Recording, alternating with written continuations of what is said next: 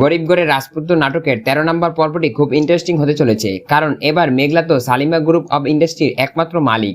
মেঘলা এখন কোটি কোটি হাজার কোটি টাকার সম্পত্তির মালিক হয়ে গেছে। এটা কেউ কল্পনাও করতে পারছে না, কারণ যেখানেই যাচ্ছে মেঘলাকে সবাই অপমান করছে। কিন্তু মেঘলা তো হাজার কোটি টাকার মালিক। এবার অনিক এসেছে মেঘলাদের অফিসে। এবার কি অনিক সেই কাজটা পাবে? না, অনিক এবার সেই কাজটা দেবে না মেঘলা, কারণ মেঘলার সাথে 2 নম্বরই করেছে অনিক। এবং সেই অনিকের আত্মীয় স্বজন সবাই মিলে মেঘলাকে অনেক অপমান করেছে এবং মেঘলার সাথে অনেকেই খারাপ ব্যবহার করেছে। তাদের কাউকেই কাজ দিবে না সেই সালিমা গ্রুপ অফ ইন্ডাস্ট্রির একমাত্র মালিক মেঘলা। মেঘলা এবার সবাইকে দেখিয়ে দিবে, কারণ মেঘলা অনেক অপমানিত হয়েছে।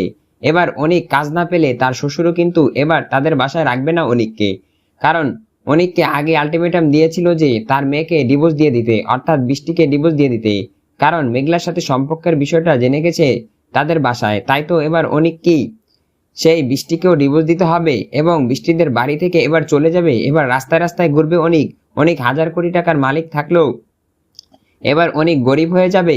কি ঘটতে যাচ্ছে এই নাটকের সেই 13 নম্বর পর্বে। 13 নম্বর পর্বটি দেখতে পারবেন আপনারা কারু হিম ইউটিউব চ্যানেলে আগামী শনিবার বিকাল দুপুর 12টায়। আগামী শনিবার আসতে চলেছে দুপুর 12টায় কারু হিম ইউটিউব চ্যানেলে এই নাটকের 13 নম্বর পর্বটি। 13 নম্বর পর্বটি বেস্ট ইন্টারেস্টিং হতে চলেছে, কারণ নাটকটি টুইস্টে ভরা। এবার মেঘলা হাজার কোটি টাকার মালিক হওয়াতে এখন সবার চোখ পড়েছে এই নাটকে। নাটকটি বেশ ভাইরাল হয়েছে। মেঘলা এখন নতুন খেলা দেখাবে অনিকের সাথে।